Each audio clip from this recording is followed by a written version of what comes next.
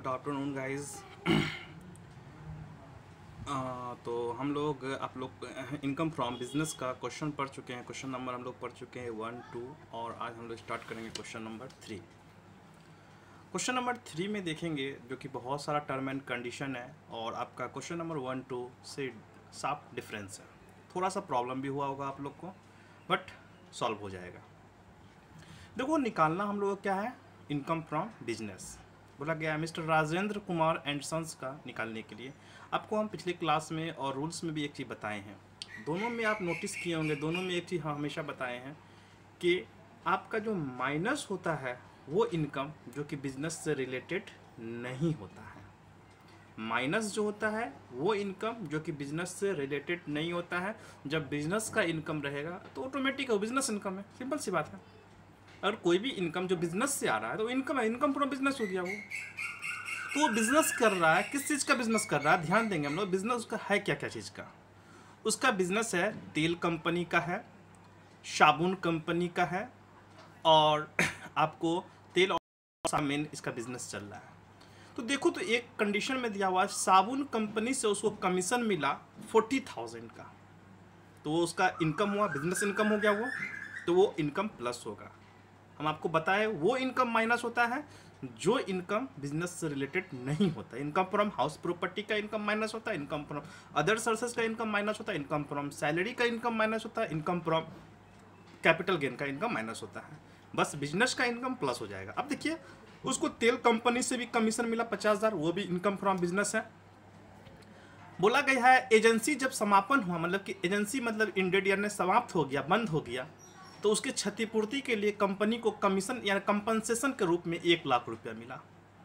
तो वो भी एक तरह का उसका इनकम फ्रॉम बिजनेस हो गया। कंपनसेशन बिजनेस कंपनी को मिल रहा है, कंपनी का इनकम हो गया। बट कंपनी का नेट प्रॉफिट कितना वो नहीं दिया हुआ। कंपनी को गेहूं से कितना इनकम हुआ ये मालूम करना पड़ेगा हमको। क्या कंपनी जो है साबुन और क्या बोला गया, कंपनी तेल और साबुन का बिजनेस करता है और कंपनी को देखिए गेहूं बेच के क्या इनकम हुआ है, इसके लिए हमको निकालना पड़ेगा। अब हम लोग सॉल्यूशन की तरफ आते हैं। तो सॉल्यूशन में देखिएगा, हम थोड़ा सा नोटिस करेंगे। सॉल्यूशन में एक हम प्रॉफिट एंड लॉस अकाउंट खोले हैं नोट में। हमको मालूम करना है इनकम फ्रॉम व्हीट, व्हीट का जो बिजनेस किया है वो, गेहूं का जो बिजनेस करके कितना इनकम कमाया है। तेल और साबुन से तो मिल चुका हमको, और गेहूं के बिजनेस से उसको कितना मिला है ये मालूम करना पड़ेगा, तब निकल जाए टोटल इनकम फ्रॉम बिजनेस। तो हम लोग मालूम किए, जब हम लोग जानते हैं सेलिंग प्राइस जो होता है वो ट्रेडिंग एंड पीएल के क्रेडिट साइड में आएगा, क्लोजिंग स्टॉक क्रेडिट साइड में आता है। तो देखिए क्वेश्चन के अकॉर्डिंग आपका दिया हुआ है, साफ लिखा हुआ है 50,500 बोरा मतलब गेहूं को कितना रुपया में खरीदा था, मतलब कि 2.5 लाख में खरीदा था और 400 बोरा को बेच दिया। 400 बोरा को बेचने के बाद देखो, तो हम लोग जानते हैं सेलिंग प्राइस जो होता है वो क्रेडिट साइड में जाता है, परचेजिंग प्राइस डेबिट साइड में। उसके क्रम में, बेचने के क्रम में उसको कंपनी को खर्च कितना रुपया का हुआ, देखिए कंपनी को 26,500 रुपया का खर्च हो गया कंपनी को। हम जानते हैं खर्च जो होता है, जो भी खर्च होता है वो आपका डेबिट साइड में आएगा। सेलिंग प्राइस 2.5 लाख है, तो क्लोजिंग स्टॉक आपको ना निकल जाएगा। जो हम सिंपल सी बात है, क्लोजिंग स्टॉक निकालने का तरीका 100 बोरा बच गया, मतलब 400 बोरा ही बेचे आप, तो 100 बोरा जो बचा हुआ है जिस रेट से है तो क्लोजिंग स्टॉक हो गया। तो 100 बोरे का कीमत किस रेट से है, एक बोरा का कीमत कितना दिया हुआ है, देखिए तो यहाँ पे एक बोरे का कीमत 500 रुपया है, जिसमें से आप 400 बोरा बेच दिए।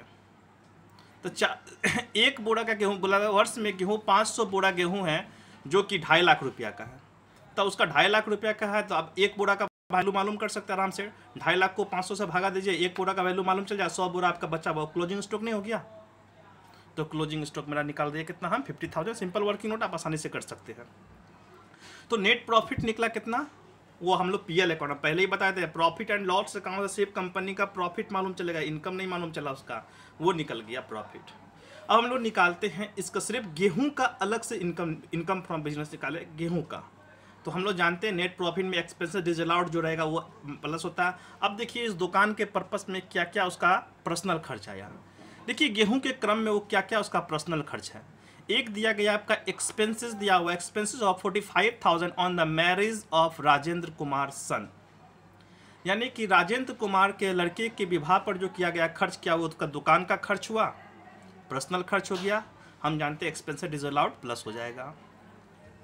उसके बाद दिया गया है दूसरा expense 2700 being the cost of calendering and dairy, ये उसका दुकान का खर्च होता है, अपना मेंटेनेंस में जो खर्च किया। अब तीसरा लिखा गया आपका 1300 being the repair of A residential house, वो अपना पर्सनल घर का खर्च करता है। कितना रुपया किया है वो पर्सनल घर के लिए खर्च किया 1300 रुपया। वो पर्सनल घर नहीं हो गया, उसका पर्सनल एक्सपेंस, दुकान का खर्च तो हुआ नहीं। इंटरटेनमेंट एक्सपेंस याद रखिएगा, वो कभी भी इंटरटेनमेंट एक्सपेंस पर्सनल एक्सपेंस के तहत नहीं आता है, इसको हमेशा याद रखेंगे, नोटिस करके रखेंगे आप लोग, वो पर्सनल इंटरटेनमेंट एक्सपेंस। उसके बाद है पेनाल्टी दिया हुआ उसका, जो कि वो कस्टम में ड्यूटी के दरमियान नहीं, साफ लिखा हुआ बिना कस्टम चुकाए माल लाने पर अर्थदंड। तो बिना इलीगल तरीके से आप माल बेच रहे हैं, बिना आप कस्टम ड्यूटी पेड किए हुए, कहने का मतलब सेल्स टैक्स बिना दिए हुए माल बेच रहे हैं, वो आपका पर्सनल दुकान का खर्च हो ही नहीं सकता है। लीगल दुकान के पर्पज से खर्च करेंगे तभी ना, आप गवर्नमेंट से छुपा के माल बेच रहे हैं, वो नहीं हुआ आपका पर्सनल खर्च में, मतलब कि वो आपका दुकान का खर्च नहीं हुआ, बिजनेस का खर्च हुआ ही नहीं। अब है टाइपराइटर खरीदने के लिए अग्रिम चुका दिया, पहले ही टाइपराइटर खरीदने से पहले एडवांस, वो तो वो भी उसका दुकान का खर्च नहीं, एडवांस पहले पे कर दिया वो, तो वो आपका दुकान का खर्च की गिनती में नहीं आया। ये सारा का सारा खर्च जो हुआ पर्सनल के तहत आ गया। इन सब खर्च को जोड़ के हम लोग निकाले income from business. Income from with business, business मतलब कि गेहूं को बेचकर 24,100 रुपये का उसको इनकम हुआ, और 24,100 ला कर यहाँ पर हम लोग रख दिए इनकम फ्रॉम विट बिजनेस। हम लोग कमीशन मिला, सॉप कंपनी से कमीशन मिला, ऑयल कंपनी से कंपनसेशन मिला कंपनी के समापन पे, और इनकम फ्रॉम बिट सबको जोड़े तो इनकम फ्रॉम बिजनेस हो गया। ये सारा इनकम जो रिसिप्ट हुआ वो बिजनेस का इनकम है। ये आपका कंप्लीट, ये क्वेश्चन सॉल्व हो गया। आई थिंक समझ में भी आप लोग को कंप्लीट आ चुका होगा। एक क्वेश्चन नंबर हम 4 समझाते हैं, और आप इसको सॉल्व करके हमको ग्रुप में सेंड करेंगे तुरंत। देखिए हम इसको थोड़ा सा बड़ा करते हैं और इसको समझने की कोशिश कीजिएगा आप लोग। देखिए दिया हुआ है on the basis of trading and PL account, दिया हुआ मिस्टर हरीश का, calculate the income from business. Income from business निकालना, ध्यान देना है। तो इनकम फ्रॉम बिजनेस निकालने के लिए सबसे पहले हम लोग क्या नोटिस करते हैं, net profit, profit and loss account से नेट प्रॉफिट दिखाते हैं कि हरीश का एक ही ट्रेडिंग पे बना हुआ है, तो वहाँ पे तो 3-4 चीज़ का निकालना था, यहाँ पे एक का निकालना है। तो हरीश प्रॉफिट दिया हुआ 3,04,060 रुपये दिया हुआ है। अब देखना हमको पता है, आपको एक्सपेंसेस डिसअलाउड में क्या क्या आता है।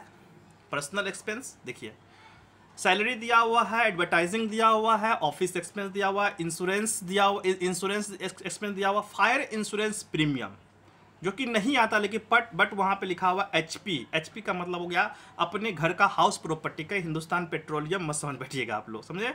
तो वो एचपी मतलब आपके घर का हो रहा है, इसलिए वो पर्सनल एक्सपेंस में है। हम जानते हैं LIP यानी कि लाइफ इंश्योरेंस प्रीमियम, वो पर्सनल एक्सपेंस होता है। डिप्रिसिएशन एकदम आएगा, पूरा का पूरा डिप्रिसिएशन ऑन मोटर कार पूरा आ जाएगा रूल्स के अकॉर्डिंग। इंटरमेंट एक्सपेंस नहीं आता, जो कि पहले ही हम क्लियर कर चुके हैं। कॉस्ट ऑफ पेटेंट वो रूल्स में लिखा है, पेटेंट का दिखाने के बाद एक्सपेंसेस अलाउड में उसका 25% डिडक्ट होता है, लेस करते, जितना दिखाते हैं उसका 25% नियम है ये। उसके बाद आ जाएगा आपका मोटर एक्सपेंस नहीं आएगा, बैड डेट नहीं आएगा, जनरल एक्सपेंस नहीं आएगा। अब देखिए आपका आया क्या क्या पर्सनल खर्च के तहत, एक आ गया आपका fire insurance premium, life insurance premium आ गया। उसके बाद आपका आ गया लाइफ इंश्योरेंस प्रीमियम के बाद आया आपका टैक्स आएगा, टैक्स एंड प्रोविजन, वो तो 100% डिप्रिसिएशन आएगा ही आएगा, कॉस्ट ऑफ पेटेंट भी आएगा। एक्सपेंसेस अलाउड में लेस क्या क्या हो जाएगा देखिएगा, आपको बताए थे डिप्रिसिएशन जो बुक वैल्यू रहेगा पीएल अकाउंट में वो प्लस होता है, और जो उसका एडिशनल इन्फॉर्मेशन में जो उसका एडजस्टेड वैल्यू रहता है उसको हम लोग क्या करते हैं माइनस, याद रहे सेम चीज़ पे होना चाहिए। तो इससे पहले मोटर कार पे कितना दिया हुआ 13,000 प्लस के, देखिए नीचे में लिखा हुआ है cost of motor car is 1 lakh on which depreciation allowed कितना किया गया 15%, तो यानी 15,000 रुपये हम लोग एक्सपेंसेस अलाउड में depreciation on motor car less करेंगे, और डिप्रिसिएशन ऑफ पेटेंट का कितना लेस करेंगे 25% जितना निकलेगा वो लेस कर देंगे। उसको लेस करने के बाद अब आते हैं हम लोग कौन कौन सा एक्सपेंस, इनकम जो है, जो हेडलाइन आपको बता चुके हैं, हेडलाइन क्या लिखते हैं हम लोग, जो इनकम बिजनेस का नहीं हो उसको माइनस करते हैं। सबसे पहले रेंट ऑन प्रॉपर्टी, वो हाउस प्रॉपर्टी का इनकम है, वो माइनस हो जाएगा। रिफंड ऑफ इनकम टैक्स वो भी माइनस होगा, वो भी बिजनेस का इनकम नहीं है।